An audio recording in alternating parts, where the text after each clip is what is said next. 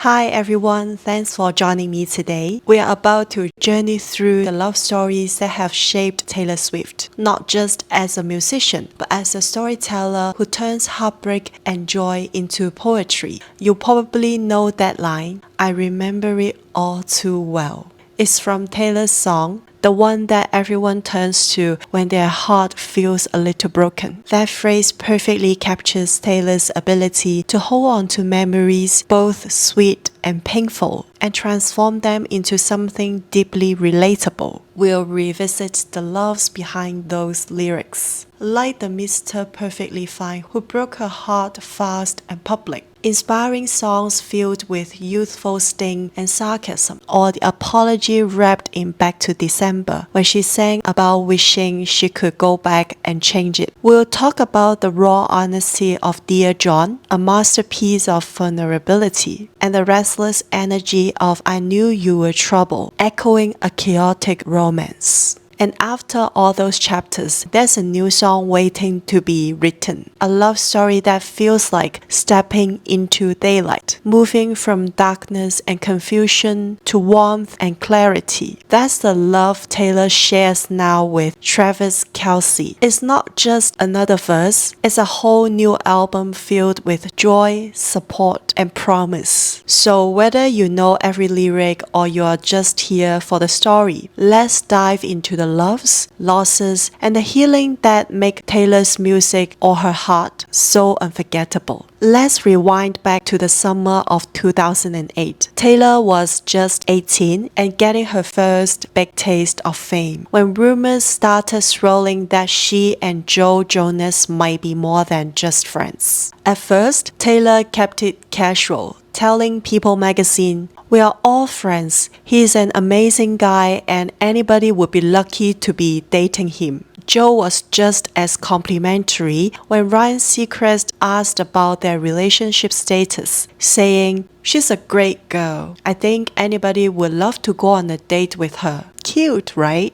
But it quickly became clear there was something more going on. Their romance was short and sweet, but their breakup, that was something else entirely. Joe ended it over the phone in what became a legendary 25-second breakup call. Taylor confirmed this during a November 2008 appearance on the Ellen DeGeneres show, saying, "When I find that person who is right for me, he will be wonderful. And when I look at that person, I'm not even gonna be able to remember the boy who broke up with me over the phone in 25 seconds when I was 18. Less time than a typical song to shut down a relationship? Brutal." Taylor turned that pain into gold with the song Forever and Always. The lyrics are pretty pointed. Was I out of line? Did I say something way too honest? Made you run and hide? Like a scared little boy. You really feel the hurt and confusion there. It's raw, honest, and kind of heartbreaking. And here's a bit of fun. In 2009, Taylor joked about the breakup during her Saturday Night Live opening monologue, saying, "You might think I'd bring up Joe, that guy who broke up with me on the phone, but I'm not going to mention him in my monologue. Hey Joe, I'm doing really well and I'm hosting SNL, but I'm not going to write about that in my monologue." Back then, Taylor was pretty open about how tough the breakup was. She said that Forever and Always was a song about watching somebody completely fade away in a relationship and wondering what you did wrong. And at that point, she said she wasn't ready to jump into anything new, preferring to focus on healing. Fast forward to 2015, Joe Jonas and Taylor had clearly moved on and were on good terms. When asked if he minded being the subject of her songs, Joe said, "That's part of being a musician, I guess. You write songs about each other. She's great. Yeah, we are friends." They even ended up double dating. Joe with Taylor's friend Gigi Hadid,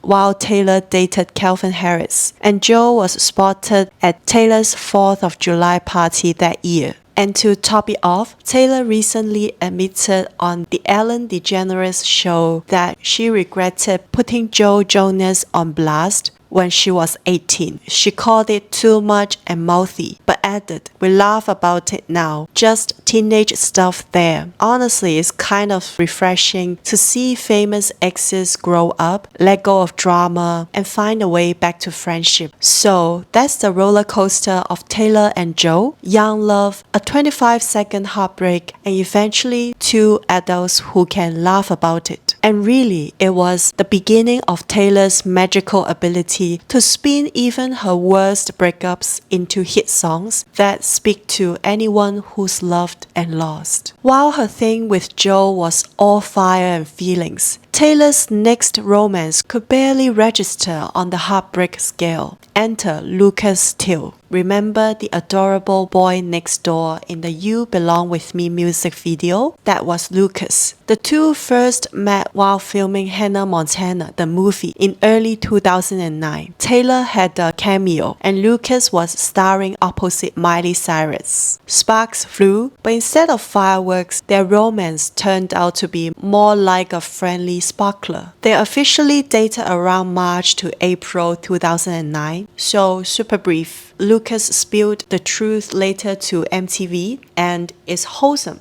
We dated for a little bit, but there was no friction because we were too nice. We just really both liked each other. But most relationships work out because you get along and then you don't. And then you make up and it's passionate. And with us, I really just liked her as a friend. That's the only reason that didn't work out. So no drama, no pointed lyrics, just a simpler, sweeter chapter. They realized they were better as friends and left things at that. The nicest breakup in Taylor's repertoire. Good to know relationships can end with a smile too. Okay, let's keep this story rolling. Because after Lucas Till's sweet and friendly exit, Taylor's next romance was a genuine pop culture moment. Taylor Squared. Taylor Swift met Taylor Lautner in the summer of 2009 while filming the romantic comedy Valentine's Day. Playing high school sweethearts on screen, their chemistry spilled over into real life. By fall, they were seen out together in LA, hitting a hockey game and showing up for the MTV Video Music Awards, the infamous Kanye stage crasher year where Lautner was right there when it happened. Fans couldn't get enough, dubbing them Taylor Squared. But as cute as they seemed, the romance lasted only a couple of months, mostly through September,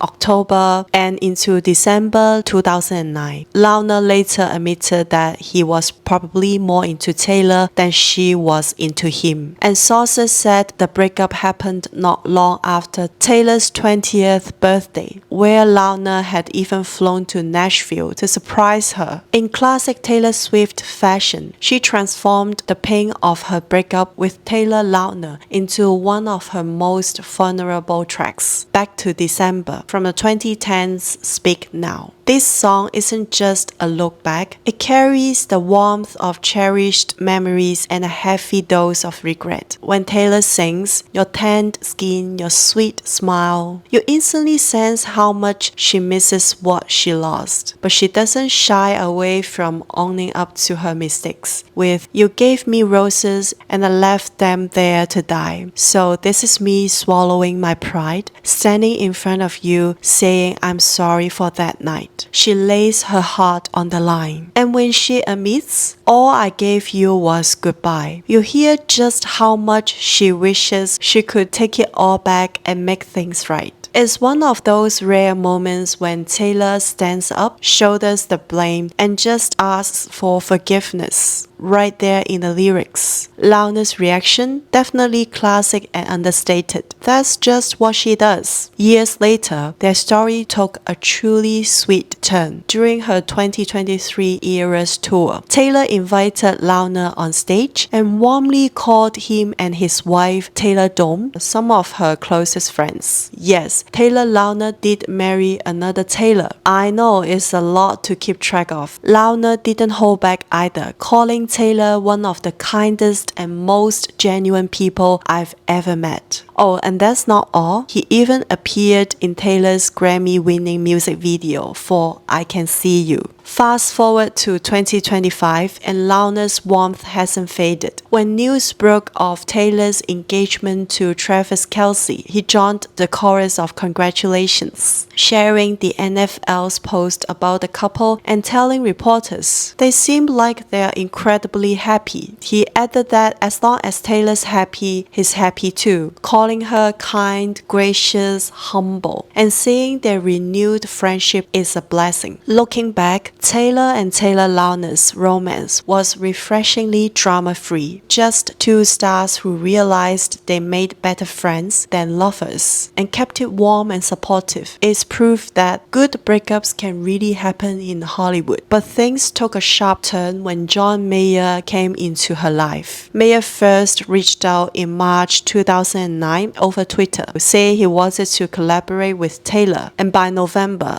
their duet, Half of My Heart, was out for everyone to hear. Taylor was just 19, John was 32, a difference that raised more than a few eyebrows. They performed together at multiple shows and were spotted grabbing dinner, which of course sparked dating rumors. By late 2009, the two were officially linked, and everyone was watching closely. But their romance was intense, and not in a good way. The age gap seemed to be a factor, and Taylor, still fresh-faced in the business, ended up feeling manipulated and deeply hurt. The fallout from their breakup was anything but quiet. Taylor poured all her pain into Dear John, a track from Speak Now that many fans consider her most scathing breakup anthem. She didn't mince words, saying, "Dear John, I see it all now. It was wrong. Don't you think 19 is too young to be played by your dark, twisted games when I loved you so?" Later in 2022, she released Would've, Could've, Should've, widely thought to revisit the hurt from the same relationship. "Give me back my girlhood. It was mine first." John Mayer's response? He definitely wasn't chill about it. In his 2012 Rolling Stone interview, he said, "I never got an email. I never got a phone call. I was really caught off guard. And it really humiliated me at a time when I'd already been dressed down. I mean, how would you feel if at the lowest you've ever been, someone kicked you even lower?" He went on to call Taylor's songwriting cheap, saying, "I think it's abusing your talent to rub your hands together and go, wait till he gets a load of this." That's bullshit. The drama didn't stop there. The whole Mayer saga spilled over into Taylor's feud with Katy Perry, which blew up in 2014 when Katy snatched up some of Taylor's backup dancers. Taylor saw it as sabotage. To make things even messier, Katy spent 2 years dating Mayer after Taylor. While Mayer was convinced Dear John was about him, Taylor has said that her feud with Katy wasn't about a guy, insisting there were deeper reasons behind it all. And when Taylor put out Speak Now, Taylor's version in 2023, and re-released Dear John, talk about the old drama heated up once again. Taylor decided to address it head-on, telling the crowd before performing the song, "I'm 33 years old. I don't care about anything that happened to me when I was 19. I'm not putting this album out so that you can go and should feel the need to defend me on the internet against someone you think I might have written a song about 14 billion years ago." After the stormy Mayer era, Taylor's life took another turn in 2010 when people started noticing her spending time with Glee star Cory Monteith. They never actually confirmed they were dating, but they were photographed out together at events, and Taylor clearly blushed when Ellen asked her about Cory on TV. It was one of those flirty, sweet connections, even if short-lived. Fans believe Taylor's song Mine channels that hopeful butterflies in your stomach vibe she must have felt with Cory, meeting someone new, letting yourself dream about the future, even when you barely know each other. Sadly, Cory passed away in 2013, which hit Taylor hard and left the entertainment world stunned. She let her feelings show with a short but heartfelt tweet, "Speechless, and for the worst reason." Their time together was brief, but Cory clearly left an impression, enough for Taylor to weave some emotion from that connection into her music. In the fall of 2010, something felt almost magical when Taylor and Jake Gyllenhaal started dating. Taylor was only 20, young, full of dreams, and just starting to become the superstar we know today. Jake, almost a decade older at 29, was already a well-known actor with a calmer, mysterious vibe that pulled Taylor in. People were instantly fascinated by them. Imagine the young country singer and the Hollywood heartthrob walking hand in hand on Brooklyn streets, grabbing coffee together in LA, and sharing a cozy Thanksgiving dinner at Jake's sister Maggie's place in New York. For Taylor, it must have felt like the perfect autumn chapter in her life. Scarves passed between them, warm family moments, laughter, and the hope that this could be something lasting. But on the other side, friends would later say Jake was wrestling with things that weren't so simple.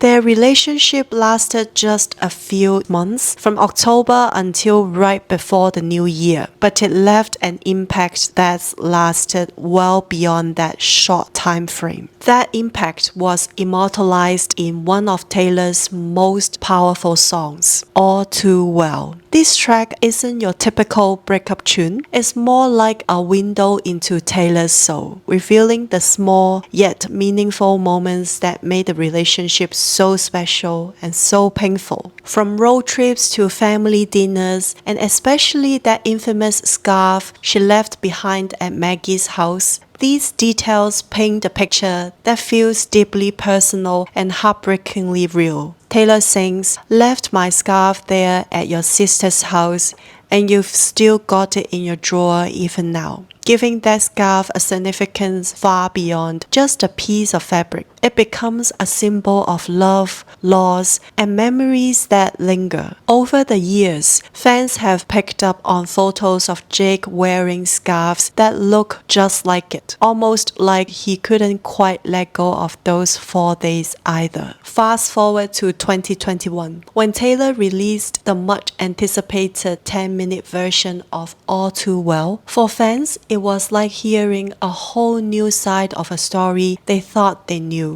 But for Taylor, it was the same heartbreak she felt right after the split in early 2011, finally told without holding back. The lyrics dive deep, especially into the age gap, which Taylor came to see as a big hurdle in their love. She sings, "You said if we had been closer in age, maybe it would have been fine. And that made me want to die." Those words weren't casual, they were sharp, a wound that stayed long after the relationship ended. Taylor had thrown herself completely into the relationship, while Jake seemed more reserved and cautious, especially as their relationship quickly became public and overwhelming. The breakup itself was so sudden and brutal, with Jake reportedly pulling away via text message, citing the age difference and how uncomfortable he was with all the media attention. According to an insider, Jake reached out to her and started all this, but now he's not acting interested. He said he wasn't feeling it anymore and was uncomfortable with all the attention they got. Taylor is really upset. We told her not to move so fast with this, but she didn't listen. Then, just days before New Year's Eve and right before Taylor's 21st birthday, Jake ended things completely. Friends described it as a 180-degree turn, leaving Taylor blindsided and crushed. Taylor doesn't know what she did for him to put a stop to it. A source said she feels really burned by him. The constant public scrutiny and Jake's desire for privacy seemed a knowing clash that tore them apart. Despite any feelings he had for Taylor, the spotlight was just too bright for Jake to handle. Yet, Taylor didn't let bitterness take root. Instead, she described reliving those painful memories as flipping through a photo album, bittersweet but necessary for growth. The fallout from this relationship fueled a burst of creative energy that shaped several songs on her Red album, including We Are Never Ever Getting Back Together, State of Grace, and The Moment I Knew. The latter, a haunting account of feeling abandoned on her 21st birthday party, shows just how deeply those moments cut. In that song, she sings, "Standing there in my party dress, in red lipstick, with no one to impress. And they are all standing around me singing, 'Happy birthday to you.' But there was one thing missing, and that was the moment I knew." During her appearance at the Toronto International Film Festival, Taylor was asked directly about the famous scarf mentioned in All Too Well. Visibly flustered, she answered, "The scarf is a metaphor, and we turned it red because red is a very important color in this album, which is called Red." She then laughed awkwardly, admitted, "I think when I say it's a metaphor, I'm just going to stop. Thanks for the incredible question. You've really taken us for a ride with that one. Thank you." Taylor's ambiguous response fueled a popular fan theory that the scarf isn't just a physical token, but a metaphor for her virginity, something left behind in a fleeting but deeply emotional relationship. As one fan tweeted, "I do not care what anyone tells me. I'll always believe that the scarf represents Taylor's virginity." This theory traces back years, with fans and commentators speculating about the song's deeper meaning ever since its release. In 2014, a source told Radar Online that Taylor had indeed lost her virginity to Jake Gyllenhaal and took their breakup especially hard. The insider claimed Taylor had always intended to wait until marriage, but changed her mind because she genuinely thought she would marry Jake. That's how in love she was with him. Meanwhile, Maggie Gyllenhaal, Jake's sister, has repeatedly said she is bewildered by the constant questions about the scarf. "I never understood why everybody asked me about this scarf. What is this?" she said in a 2017 appearance on Watch What Happens Live. "I'm in the dark about the scarf. It's totally possible. I don't know, but I've been asked this before, and I'm like, what are you talking about?" There's even more drama packed into the lyrics themselves. Taylor added a new line in the longer version of All Too Well that kind of throws shade on the whole age gap thing. "I'll get older, but your lovers stay my age." Pretty pointed, right? Funny enough, Jake seems cool with it now since he's dating a French model, Jean Cadu, who is 16 years younger than him. A bunch of tracks on Red were rumored to be about Jake, and he seems fine with it. Taylor told New York Magazine he actually called her after hearing the album, saying it was like going through a photo album, much better than some of the crazy emails she says she got from some guy, obviously not Jake. Taylor also joked it was a mature way to look back on a love that started great but ended badly. Both people got hurt, but one of those people just happens to be a songwriter. She even teased, "Did you not Wikipedia me before you called me?" Jake weighed in on the All Too Well hype too, saying it's really about Taylor and her fans, not him. He respects her artistic expression but warned that fans should be careful not to take things too far with cyberbullying. As for the scarf itself, Taylor's never really confirmed if it was a literal scarf or just a symbol. Either way, it's come to stand for all kinds of first love feels. The innocence, the heartbreak, and the complicated emotions that come with it. For Taylor, breaking up with Jake wasn't just sad. It was really disorienting. Imagine being 20, throwing yourself into a relationship, into his family, and dreaming about forever. Then suddenly he's gone. The switch from cozy autumn days wrapped in scarves to walking home alone in bitter winter cold. That emotional roller coaster is what makes All Too Well hit home for so many people. It's not about just Jake Gyllenhaal. It's about how first heartbreak messes with your world before you've even caught your breath. Then there are some other brief rumored romances that influenced Taylor's journey. Adam Young of Owl City, for example. Though they never officially dated, they exchanged emails and shared one face-to-face meeting in 2011. Taylor was so enchanted that she wrote the song Enchanted about him. Adam even covered the song on Valentine's Day after realizing it was inspired by their meeting. Then there was Court Overstreet, the Glee actor. Taylor and Court reportedly went on just one date in 2011. While short-lived, the outing was well documented with photos, making him part of Taylor's early dating timeline. Next up is Eddie Redmayne, rumored to have started seeing Taylor during her 2011-12 audition period for Les Miserables in New York. They were often spotted together, but Eddie later clarified they never officially dated. And then there's Zac Efron. In 2012, the Disney star and Taylor were rumored to have dated briefly while promoting their film The Lorax. Both denied the relationship and even performed a parody duet on The Ellen Show to dismiss the dating rumors, though fans still liked to imagine. After a string of fleeting relationships and headline-making rumors, Taylor's summer of 2012 turned into what fans lovingly call the Kennedy summer. From July to October 2012, Taylor dated Connor Kennedy, grandson of Robert F. Kennedy and great-nephew of President John F. Kennedy, making him part of America's most storied political family. Their relationship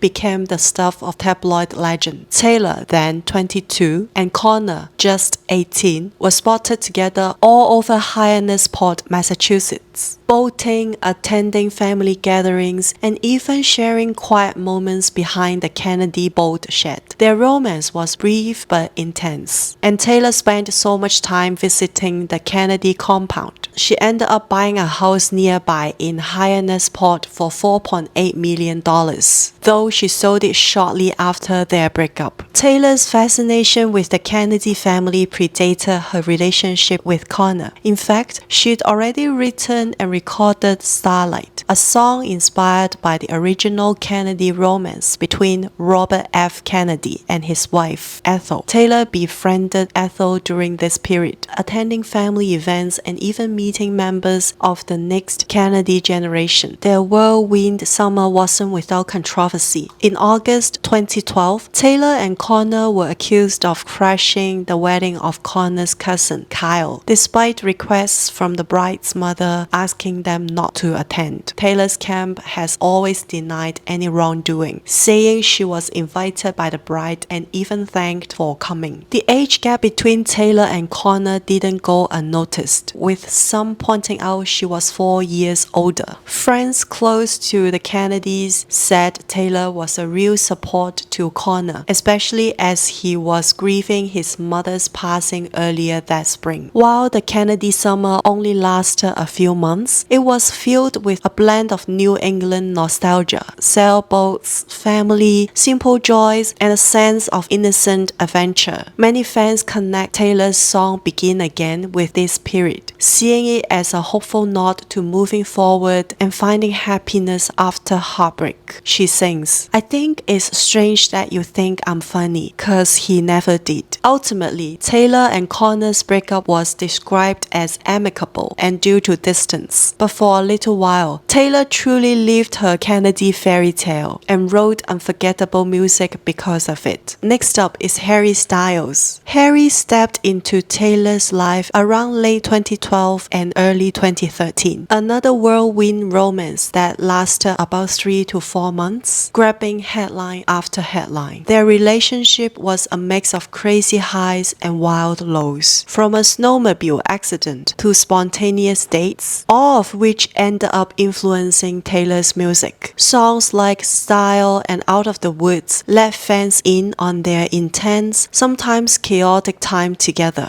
Despite all the buzz, they parted on good terms, keeping respect for each other after the breakup. At the time, Taylor was 23 and Harry was just 19, a British heartthrob from One Direction. Rumors first stirred in November 2012 when Taylor was spotted wearing wearing Harry's silver airplane necklace, the very same one she showed off in the Out of the Woods video. They made their first official public appearance as a couple, dubbed Hailer by fans, in December 2012 during a walk in Central Park. Later, in Vanity Fair, a source revealed how Harry was persistent, basically wearing her down to finally become his girlfriend, showering her with compliments like, "You're amazing, I want to be with you, I want to do this." Fans of both Swift and One Direction were so thrilled. Things hit a bump when Taylor reportedly saw photos of Harry making out with a friend, which led to a breakup. Harry convinced her to try again, but Taylor suspected he had a wandering eye throughout. During their time in London, Harry apparently disappeared for a night, and when they reunited, it felt like he was losing interest. After a New Year's getaway in the British Virgin Islands, where Taylor was spotted leaving solo on a boat, the media quickly picked up on this, speculating their romance had ended. Photos surfaced showing somber Taylor leaving US Customs alone, carrying bags and flanked by bodyguards. Harry nowhere in sight. The relationship quietly ended in early January 2013. Both Taylor and Harry's teams stayed mostly quiet about the split. Just Harry's rep denied the cheating rumors, calling them undeniably false. At the 2013 Grammys, Taylor's playful performance of "We Are Never Ever Getting Back Together," complete with a cheeky English accent, was seen as a pointed nod to their breakup. Meanwhile, Harry's debut solo album features the track Two Ghosts, believed to reflect his feelings about their time together. Despite the ups and downs, Taylor and Harry have stayed friendly, reuniting at the Grammys in 2021 and 2023 to the delight of fans. And in October 2023, Taylor dropped 1989, Taylor's version, with a Volt song, Is It Over Now?, giving a deeper dive into their complicated past. After a few years of being single, Taylor found love again in early 2015, this time with Scottish DJ and producer Calvin Harris. At that time, Taylor was 25 and Calvin was 31, making them a pair of global superstars navigating their rapidly rising fame together. Their story began in late February 2015, thanks to a mutual friend, Ellie Goulding, who introduced them at the Elle Style Awards. From there, sparks flew quickly. Just days after meeting, rumors circulated about the duo flirting at the 2015 Brit Awards after party. By March, they were officially dating, and Taylor wasn't shy about sharing glimpses of their relationship. Calvin confirmed they were together by posting a picture of Taylor's cats on social media, a playful nod fans immediately recognized. The couple's affection soon spilled onto red carpets. One memorable PDA moment came during the 2015 Billboard Music Awards in May, where Taylor stopped mid-award acceptance to share a genuine, sweet kiss with Calvin, sealing their status as pop's hottest new couple. Over the course of their roughly 15-month relationship, they were frequently spotted dining together, attending concerts, and even sharing a romantic tropical vacation in late 2015. Despite the fairy tale moments, their relationship wasn't without cracks. Sources said that Calvin felt somewhat intimidated by Taylor's enormous success and star power. He sometimes avoided events where Taylor was being honored unless he was nominated, reflecting the challenges fame brought into their lives. The couple also had a 5-year age gap, and insiders claimed they came from different worlds, with Taylor perceived as lacking some real-world experience. As Calvin and Taylor's relationship began winding down in the spring of 2016, fans couldn't help but notice their public appearances were fading fast. By June, they had quietly ended things, with Calvin tweeting out, "The only truth here is that a relationship came to an end, and what remains is a huge amount of love and respect." Taylor retweeted his message, and for a moment, it seemed like an amicable split between two superstars learning to coexist under the spotlight. But if you thought the drama stopped there, think again. Not long after the breakup, the world discovered that Taylor had secretly co-written Calvin's mega hit, "This Is What You Came For," under the pseudonym Niels Schuberg. After things soured, Calvin publicly downplayed Taylor's involvement and later unleashed his frustration in a now-deleted Twitter rant, turning their split into a tabloid spectacle. Swifties knew all too well that Taylor's next album, Reputation, would spill some serious tea. Fans zeroed in on tracks like Getaway Car, which poetically captures Taylor's rush from her relationship with Calvin to a rebound with Tom Hiddleston. The urgent tangled feelings in Dancing with Our Hands Tied and the icy indifference of I Forgot You Existed also seem to reflect the complicated fallout. While I Did Something Bad with its line, "If he spends my change, then he had it coming," is rumored to reference Calvin profiting from her songwriting. By May 2016, Calvin was already notably absent. He skipped events like the Met Gala, the Grammys, and the BMI Pop Awards, where Taylor was honored for Bad Blood, and that's exactly where Tom Hiddleston entered the picture. If you blinked in 2016, you might have missed the wild pop culture saga of Taylor and Tom, better known as Hiddleswift. Their whirlwind started at the Met Gala, where Taylor and Tom were seen having a high-energy dance-off, just weeks after Taylor and Calvin split. The Sun published paparazzi shots of Taylor and Tom kissing on a rock in Rhode Island, and the internet lost its collective mind. Was it real? Was it staged? The questions kept coming. Once their romance was out in the open, Tom met Taylor's parents in Nashville. The couple danced together at a Selena Gomez concert, and Tom became a Swiftie legend by sporting a tank top that read, "I Heart TS," while playing on the beach with Taylor and her supermodel squad. Their relationship went global, from Rhode Island to Italy, Australia, and England, snapping up headlines at every stop. But the headlines weren't all positive. Some skeptics wondered about the authenticity of their romance,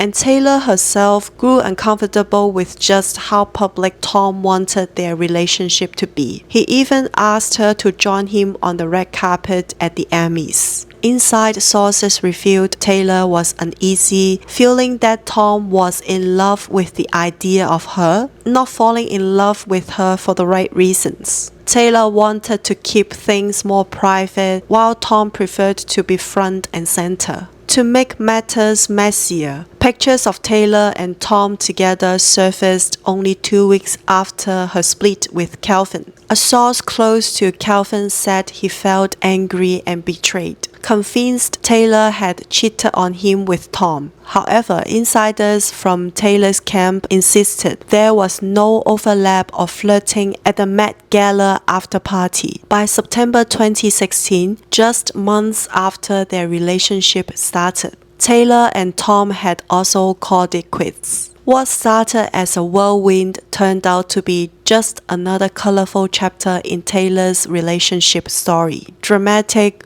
global, and very public, but ultimately not meant to last. Then came Joe Alwyn, Taylor's longest and most private relationship to date. From late 2016 until spring 2023, they spent about 6 years together in a romance that was a stark contrast to Taylor's previous high-profile flings. Their connection reportedly began around the 2016 Met Gala, when Taylor had bleached blonde hair and Joe sported a buzz cut, a moment many fans believe inspired the lyrics of her song Dress. For months, Taylor kept their relationship under wraps, going as far as wearing disguises and laying low in London to protect their privacy. By May 2017, the relationship was out in the open, but Taylor and Joe remained famously low-key, sharing only a few public moments, like swaying at an Ed Sheeran concert or quietly supporting each other's careers. They preferred cozy coffee dates and private gatherings over red carpets and paparazzi flashes. When Taylor took Joe to Nashville in June 2017, it was a milestone, as Joe met her family and settled more into her world. Though private, Joe became deeply woven into Taylor's creative life. Songs like Gorgeous, Dress, and Lover openly referenced their bond. During the pandemic, their closeness deepened as they spent lockdown together and collaborated on Taylor's critically acclaimed albums Folklore and Evermore. Joe contributed under the pseudonym William Bowery, co-writing tracks like Betty and Exile. In her documentary Miss Americana, Taylor described falling for someone with a wonderfully normal, balanced life. It was happiness without anyone else's input. We were just happy. Rumors swirled about engagement, especially around the time of Taylor's Lover album, but Joe stayed coy. In early 2022, he said, "If I had a pound for every time I think I've been told I've been engaged." The truth is, if the answer was yes, I wouldn't say. And if the answer was no, I wouldn't say. Yet, no official announcements emerged. Eventually, as pandemic restrictions eased and Taylor's public life ramped up, differences between the couple grew more apparent. Sources say that while they initially bonded in a safe bubble, Joe struggled with the increased spotlight on Taylor and the resulting attention. Their personalities and life goals diverged. Taylor was considering marriage and children, while Joe, being more introverted and private, wasn't ready for those steps. The relationship slowly unraveled, without drama or acrimony. Just the quiet realization that they had grown apart. The breakup became public in April 2023, just as Taylor's Eras tour was beginning. Reports described the split as amicable, with a source saying, "The relationship had just run its course. It's why Joe hasn't been spotted at any shows." Taylor had nothing negative to say about Joe, and it was clear she hoped they could remain friends. Joe himself took time to process the breakup privately and later said he had made peace with it. Taylor's music has always mirrored her inner world, and the ending of her 6-year relationship with Joe was no exception. The emotionally raw track You're Losing Me captured the quiet unraveling of their love, with lyrics that hint at a fading connection and self-doubt. "And I wouldn't marry me either,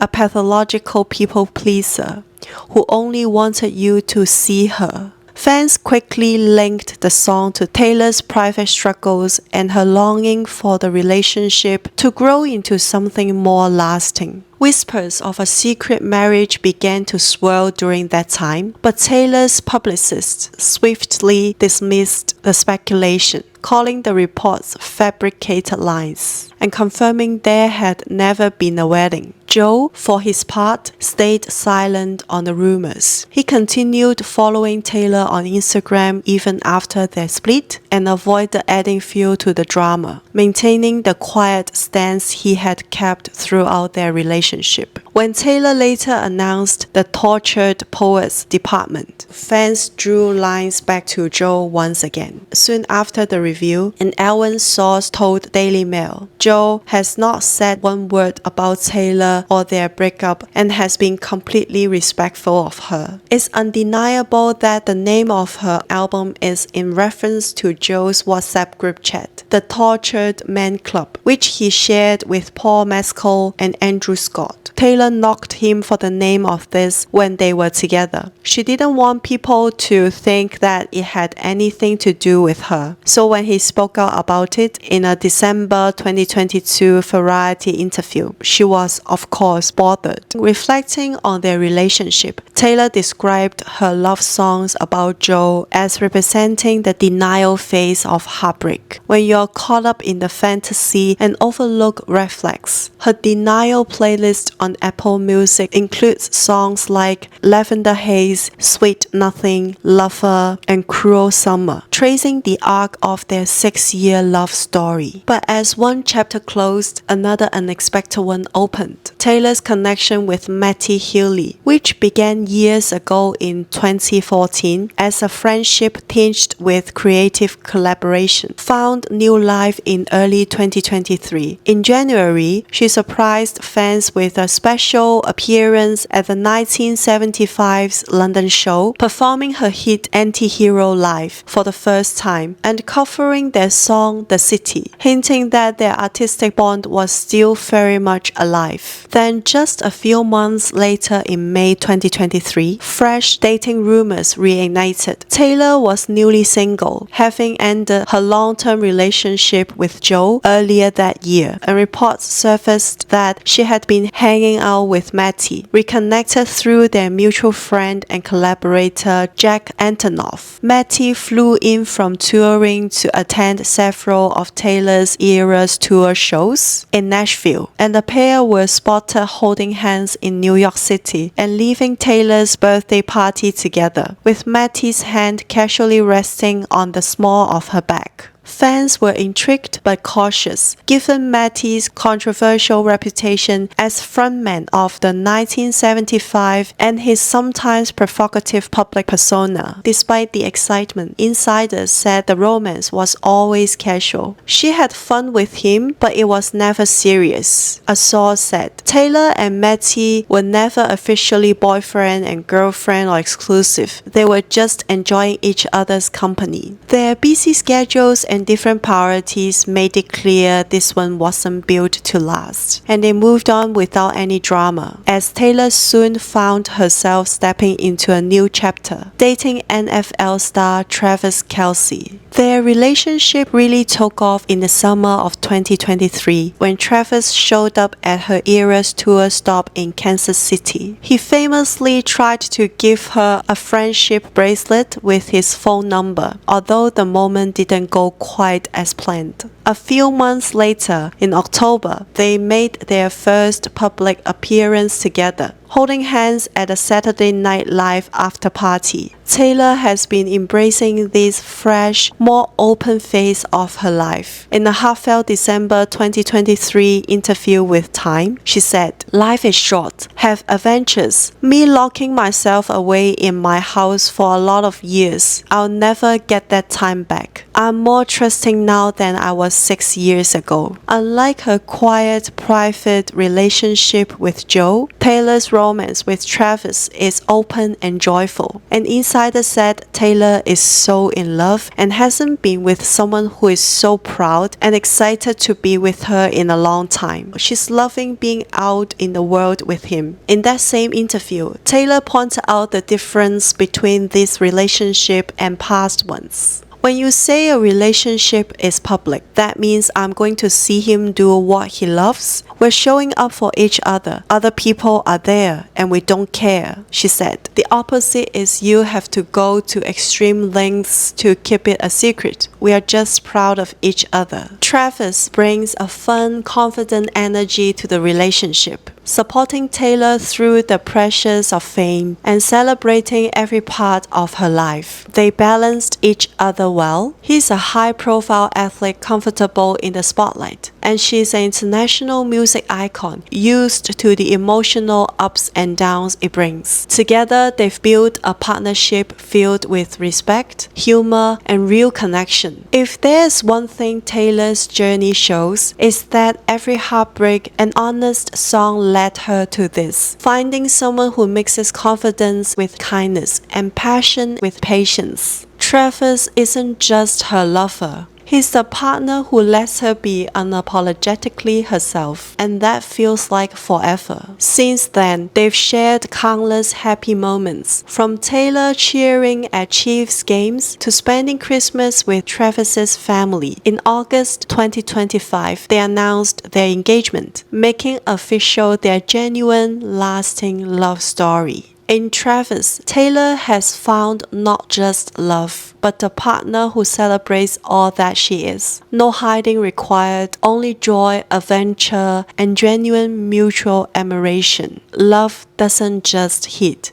Sometimes it tiptoes in after a lot of patience, a few hard lessons, and some serious soul searching. When it finally lands, it's pure magic. So here's to Taylor and Travis. May their next chapter be full of all the happiness, laughter, and touchdowns life can throw their way. Thanks for hanging out with me today. Do you crave some more juicy old scandals or want the inside scoop on today's headline-making celebrities? Would you like a deep dive into Taylor and Travis's love story, or even a peek into Travis's X-Files? Drop your thoughts in the comments and let me know what you want next. Can't wait to catch you next time with more stories, laughs, and maybe a little extra love in the air. Stay tuned. Bye!